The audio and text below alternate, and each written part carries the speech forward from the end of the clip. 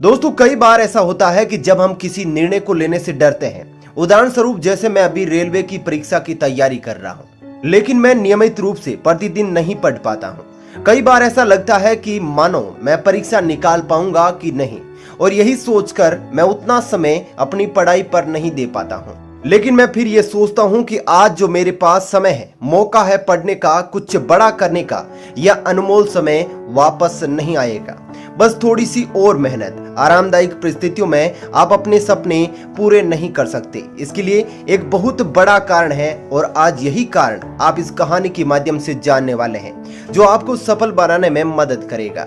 दरअसल दोस्तों, एक बच्चा अपने पिता से पूछता है कि पापा, आखिर महान शब्द का मतलब क्या होता है? मैंने बहुत जगह पढ़ा है कि वो व्यक्ति महान था, उसने ये किया, उसने वो किया। आप मुझे समझाओ कि महान लोग कौन होते हैं और वे महान कैसे बनते हैं। पिता ने बेटे से कहा, ठीक है। पिता ने बेटे को महान शब्द का अर्थ समझाने की एक तरकीब सोची। उसने बेटे से कहा, चलो 2 पौधे लेकर आते हैं, एक को घर के अंदर लगा देते हैं और दूसरे को घर के बाहर। पौधे लगाने के बाद पिता कहते हैं, बेटा तुम्हें क्या लगता है, इन दोनों पौधों में से कौन सा पौधा बड़ा होगा और सुरक्षित रहेगा?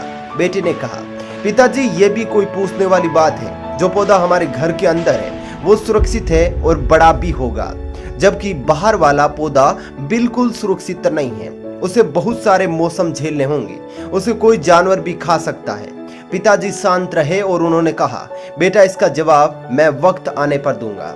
बेटा पढ़ाई करने 4 सालों के लिए बाहर चला जाता है, और जब वापस आता है तो घर के अंदर के पौधे को देखकर कहता है, पापा मैंने कहा था ना, इस पौधे को कुछ नहीं होगा, यह सुरक्षित रहेगा। पिता मुस्कुराए और उन्होंने कहा, बेटा जरा बाहर जाकर उस दूसरे पौधे को देख कर आओ। बेटा जब बाहर जाकर देखता है तो एक बहुत बड़ा पेड़ वहां पर होता है। बेटे को यकीन नहीं हो रहा था कि आखिर वो इतना बड़ा कैसे हो गया, जबकि घर के अंदर का पौधा तो इससे 100 गुना छोटा है।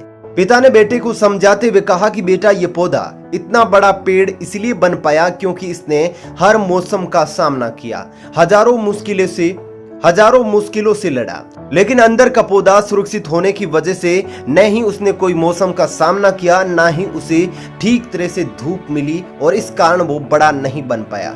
बेटा याद रखना, इस पेड़ की तरह दुनिया में वही व्यक्ति महान बन सकता है जिसने हजारों मुश्किलों का सामना किया हो। जो अंदर के पेड़ की तरह जीवन भर सुरक्षित रहने की सोचेगा तो वो कभी महान नहीं बन पाएगा। दोस्तों इस कहानी का मेन सीख यही है कि दोस्तों, अगर आप किसी काम में फेल हो जाते हैं और दुखी हो जाते हैं, आप ये नहीं सोचते कि आखिर उस काम में चूक कहाँ हुई, ताकि आप उस चूक को सुधार सको।